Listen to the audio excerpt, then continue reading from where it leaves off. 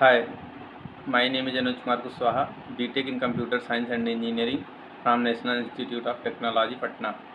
इस वीडियो में मैं आपको ट्रायंगल्स को पढ़ाऊँगा, ट्रायंगल्स क्या होते हैं और उसकी सारी डेफिनेशंस को कवर करूँगा और उसके सारे थ्योरम्स जो आपके बहुत सारे एग्जाम में काम आएंगे। आप जितने भी एग्जाम देंगे सारे एग्जाम में ये ट्रायंगल्स के थ्योरम्स कहीं ना कहीं यूज तो ज़रूर होंगे।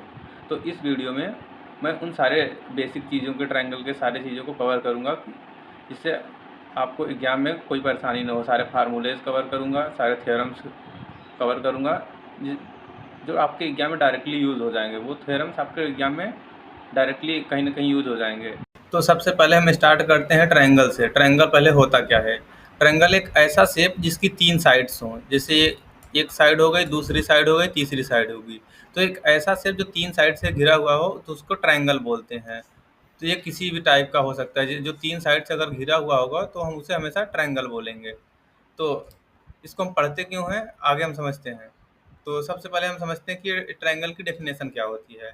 ए polygon with 3 edges and 3 vertices. 3 vertices हों, एक पॉलीगन के जिसके 3 वर्टेक्स हों और 3 ही एज हों। इन दोनों सभी के वर्टेक्स को मिलाने पर जो हमें शेप बनेगा उसे हम ट्रायंगल बोलते हैं।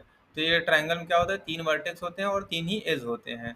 तो ये ट्रायंगल हम पढ़ क्यों रहे हैं? इस ट्रायंगल का बहुत ज़्यादा यूज होता है हमारी ज्योमेट्री में और रियल वर्ल्ड प्रॉब्लम में, सभी बहुत जगह इसका यूज होता है। और इसके बहुत सारे थ्योरम्स, फार्मूला ज्योमेट्री में यूज होते हैं। और बिना इन सारे थ्योरम्स और फार्मूलाज के हम ज्योमेट्री की बहुत सारी प्रॉब्लम को सॉल्व नहीं कर सकते हैं। तो इसीलिए हम ट्रायंगल के बहुत सारे थ्योरम का यूज डायरेक्टली हम कोनिक सेक्शन में और बहुत सारे ज्योमेट्री के बहुत सारे ब्रांचेज में डायरेक्ट यूज कर लेते हैं। तो सबसे पहले समझते हैं एंगल सम थ्योरम। ट्रायंगल में एंगल सम थ्योरम क्या होता है? जैसे कोई एक ट्रायंगल दिया हुआ है तो उसके एज वर्टिसेस को ए बी सी से डिनोट करेंगे। तो जो एंगल्स होते हैं उसको ए के सामने वाले इसको एंगल ए बोलेंगे, इसको एंगल बी बोलेंगे, इसको एंगल सी बोलेंगे।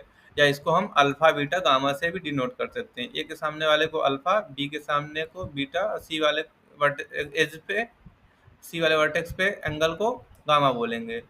ठीक है। और जो ए के सामने वाली जो साइड होगी, ये साइड बी से सी, इसको इसकी लेंथ ए होगी, इसको ए से डिनोट करेंगे। बी के सामने वाली साइड की लेंथ को हम बी से डिनोट करेंगे और सी के सामने वाली साइड जो होगी ये ए से बी, इसको हम लेंथ को हम सी से डिनोट करेंगे। तो ए के सामने ए वाली साइड होगी, बी के सामने वाली बी लेंथ की साइड होगी, सी के सामने वाली सी। ठीक है। और इन तीनों एंगल्स का जो सम होता है alpha plus beta plus gamma, ये हमेशा 180 डिग्री होता है। अब हम किसी भी टाइप का अगर हम ट्रायंगल बना दें, ऐसे करके ऐसे कर बना दें और इसका भी तीनों एंगल्स का सम अगर अल्फा बीटा गामा लेते हैं, अगर मान लो इसको हम ए बी सी ले लेते हैं, ए बी और सी ले लेते हैं, तो हमेशा ए प्लस बी प्लस सी हमेशा 180 डिग्री होगा। ठीक है। तो ये था हमारा एंगल सम प्रॉपर्टी, बोलता है तीनों एंगल्स का सम हमेशा 180 डिग्री होता है। और नेक्स्ट थ्योरम आ जाता है एक्सटीरियर एंगल थ्योरम। जैसे कोई हमें ट्रायंगल दिया हुआ है, ठीक है, ए बी सी। ठीक है। इसके सामने का ये एंगल अल्फा होगा, ये बीटा होगा, ये गामा होगा।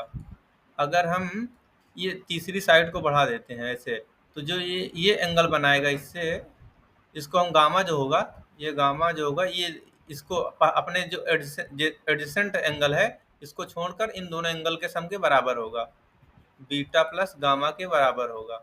अगर हम दूसरा कोई ट्रायंगल बनाते हैं ऐसे, ठीक है, ये ए हो गया, ये बी हो गया, ये सी हो गया, तो ये एंगल अल्फा हो गया, ये बीटा हो गया, ये गामा हो गया। अब अगर हम इसकी तीसरी साइड को बढ़ाते हैं, इसको बढ़ाते हैं, ठीक है, अगर ये एंगल डेल्टा बनाती है, अगर तीसरी साइड को बढ़ाते हैं और ये एंगल डेल्टा बनाती है, तो ये डेल्टा होगा, इसके जो एडजेसेंट होगा, इसके बगल में जो एंगल होगा उसको छोड़कर इन दोनों एंगल के बराबर होगा, इन दोनों एंगल के, अल्फा और गामा के। और वैसे भी हम जानते हैं कि alpha plus beta plus gamma बराबर कितना होता है, 180 डिग्री होता है। अगर हम इसमें अल्फा और गामा की वैल्यू को पुट कर देंगे तो डेल्टा प्लस बीटा हो जाएगा 180 डिग्री। तो ये था एक्सटीरियर एंगल थ्योरम। जो एक्सटीरियर एंगल होता है, दो इंटीरियर एंगल के बराबर होता है जो उससे नॉन एडजेसेंट है। अब आ जाते हैं आइसोसेलेस ट्रायंगल। आइसोसेलेस ट्रायंगल क्या होता है? आइसोसेलेस ट्रायंगल जिसकी दो साइड्स बराबर हों। अगर एक ट्रायंगल बनाते हैं इसकी दो साइड्स बराबर हों, ए हो गया, बी हो गया, सी हो गया, ए के सामने ए हो गया, ये बी हो गया, ये सी हो गया, तो ये अगर ए सी इक्वल टू बी सी हो तो ए सी के सामने जो साइड है ए सी, उसके सामने का जो एंगल होगा, ए सी के सामने का एंगल जो होगा ये बीटा, और बी से सी के सामने का जो एंगल होगा अल्फ़ा, ये बराबर होगा। अगर ए सी और बी सी बराबर हैं तो इनके सामने का एंगल भी बराबर होगा, अल्फ़ा इक्वल टू बीटा होगा। ये बोलता है आइसोसेलेस ट्रायंगल थ्योरम। अगर ए बी और ए सी बराबर हैं तो उनके सामने के एंगल्स भी बराबर होंगे, कोई भी ट्रायंगल हो। नेक्स्ट थ्योरम है equilateral triangle theorem. Equilateral triangle क्या होता है? एक ऐसा ट्रायंगल जिसकी तीनों साइड्स बराबर हों, A B C, A B equal to B C equal to C A, जिसकी तीनों साइड्स बराबर हों। अगर तीनों साइड्स अगर बराबर हैं तो ये तीनों एंगल्स भी बराबर होंगे, alpha equal to beta equal to gamma. ठीक है, अगर तीनों साइड्स बराबर हैं तो उनको तीनों एंगल भी बराबर होंगे, और ऐसे ट्रायंगल को हम बोलेंगे इक्विलैटरल ट्रायंगल जिसकी तीनों साइड्स बराबर हैं।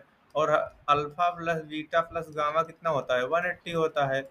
और अल्फा बीटा गामा तीनों बराबर हैं तो अल्फा बीटा की जगह पे भी अल्फा रख देंगे, गामा की जगह पे भी अल्फा रख देंगे, तो 180, और अल्फा की वैल्यू यहाँ से निकालेंगे तो आएगी 60 डिग्री। तो अल्फा बीटा गामा की वैल्यू कितनी होगी? Alpha equal to beta equal to gamma equal to 60 degree. तीनों एंगल्स कितने होंगे? 60 डिग्री के होंगे। तो इक्विलैटरल ट्रायंगल में क्या होता है? तीनों एंगल 60 डिग्री के होते हैं और तीनों साइड्स भी बराबर होती हैं। अगर हम इसका एरिया निकालेंगे, इक्विलैटरल ट्रायंगल का एरिया जो होता है √3/4 ए स्क्वायर। ये तीनों साइड्स बराबर है तो किसी एक साइड का स्क्वायर कर देंगे। ठीक है, ये था इक्विलैटरल ट्रायंगल।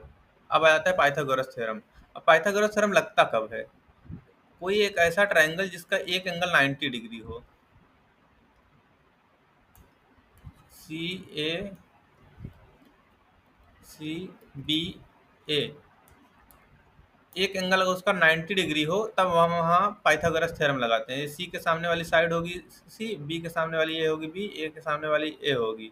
तो अगर एक एंगल 90 डिग्री है तो ये जो परपेंडिकुलर होता है और बेस इसका स्क्वायर, अगर इन साइड का स्क्वायर करेंगे, ये तीसरी साइड जो हाइपोटेनस होती है इसके बराबर आएगी। तो ये पाइथागोरस थ्योरम कब लगाएंगे? जब एक एंगल 90 डिग्री होगा, और तब हम वहाँ पे पाइथागोरस थ्योरम लगाकर अगर दो साइड दी हुई है तो तीसरी साइड निकाल सकते हैं। जैसे यहाँ ए और बी दिया हो तो हम सी निकाल सकते हैं, ए और सी दिया होगा तो हम बी निकाल सकते हैं पाइथागोरस थ्योरम लगाकर। बट कब लगाएंगे? जब देखेंगे एक एंगल 90 डिग्री होगा, और जो 90 डिग्री के सामने वाली जो साइड्स होती है उसको हाइपोटेनस बोलते हैं, हिंदी में कर्ण बोलते हैं इसको। और हम मिसिंग साइड निकाल सकते हैं अगर दो साइड दिया हुआ है तो इस थ्योरम को लगाकर। अब फिर आ जाता है triangle inequality theorem. Triangle inequality theorem क्या बोलता है कि अगर कोई एक ट्रायंगल दिया हुआ है, ठीक है, A B C alpha beta gamma, ये ए हो गया, ये सी हो गया, बी हो गया, तो दो साइड का जो सम होगा ए प्लस बी होगा वो हमेशा तीसरे साइड से हमेशा ग्रेटर होगा। दो साइड का जो हमें सम होता है हमेशा तीसरे साइड से ग्रेटर होता है, बी प्लस सी ग्रेटर देन ए। अब हम कोई भी ट्रायंगल ले लें, उसमें दो साइड का जो सम होगा हमेशा तीसरी साइड के से ग्रेटर होगा। अगर जैसे हम ये ट्रायंगल लेते हैं, ये ए हो गया, ये बी हो गया, ये सी हो गया, तो इसमें जो होगा ए प्लस बी हमेशा सी से ग्रेटर होगा। अब कोई भी ट्रायंगल होगा उसमें ए प्लस बी हमेशा सी से ग्रेटर होगा, बी ए प्लस सी बी से ग्रेटर होगा, बी प्लस सी ए से ग्रेटर होगा। ये होती है ट्रायंगल इनइक्वालिटी। जैसे दिया हुआ है 1 1 3 2, अगर हम इसमें दो साइड्स को लेते हैं, मान लो 1 + 2 करते हैं ग्रेटर देन 3, क्या ये सेटिस्फाई करेगा? नहीं करेगा, तो ये ट्रायंगल की साइड कभी होगी ही नहीं। ट्राइंगल की साइड कब होंगी?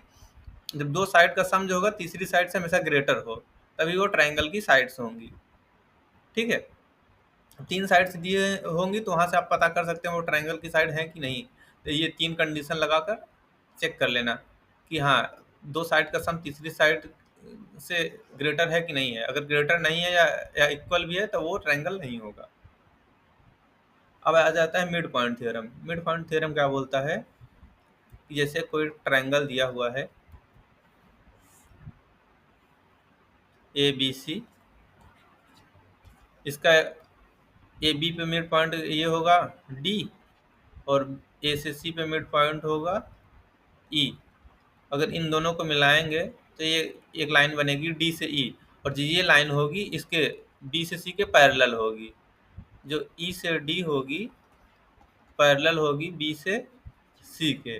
बट ई से डी की जो लेंथ होगी, ई से डी की जो लेंथ होगी हाफ होगी बी से सी की, बी से सी की। तो अब हम यहाँ पर भी ये बी से सी पर अगर हम अगर कोई एक मिड पॉइंट ड्रा करके अगर एक लाइन खींचते हैं तो ये ए से सी के पैरेलल होगा, और इसकी लेंथ होगी ए से सी के लेंथ की हाफ होगी डी से एफ की लेंथ। ठीक है, तो ये होता है मिड पॉइंट थ्योरम। अब नेक्स्ट थ्योरम क्या है? Congruency of theorem. अगर कोई एक ट्रायंगल दिया है, उसकी दो ट्रायंगल दिए हैं, दोनों ट्रायंगल की सारी साइड से अगर इक्वल है, तो अगर सारी साइड से इक्वल हैं तो वो ट्रायंगल कॉन्ग्रुएंस होंगे। और यदि दो angles and included sides equal हों, दो एंगल जैसे इक्वल हों, जैसे मान लो ये एंगल ये एंगल, ये एंगल ये एंगल, और ये इंक्लूडेड साइड कोई एक हो जो इक्वल हो, तब भी वो कॉन्ग्रुएंस कहलाएंगे। और कोई अगर ट्रायंगल दिया हुआ है उसका एरिया कैसे निकालेंगे? सपोज ये ट्रायंगल दिया हुआ है, इसका एरिया कैसे निकालेंगे? अगर इसकी हाइट हमें पता हो h और ये बेस पता हो तो इसका एरिया होता है हाफ बेस इंटू हाइट। अब कोई भी ऐसे ट्रायंगल दिया हुआ है आपको, अगर इसका एरिया निकालना है तो यहाँ इस एक परपेंडिकुलर ड्रा करेंगे तीसरी साइड पे। अगर ये बी हो, ये एच है, तो एरिया होगा हाफ बेस इंटू हाइट। ठीक है, ये होता है ट्रायंगल का एरिया। ये ट्रायंगल का यूज़ हमारे ट्रिग्नोमेट्री में, आर्किटेक्चर में, फिजिक्स में बहुत सारी जगह यूज़ होता है। तो हमने बेसिक डेफिनेशन कवर कर दी है, आगे और बहुत सारे थ्योरम्स हैं, तो आगे के वीडियो में और सारे थ्योरम्स को मैं कवर करूँगा। And thank you for watching this video.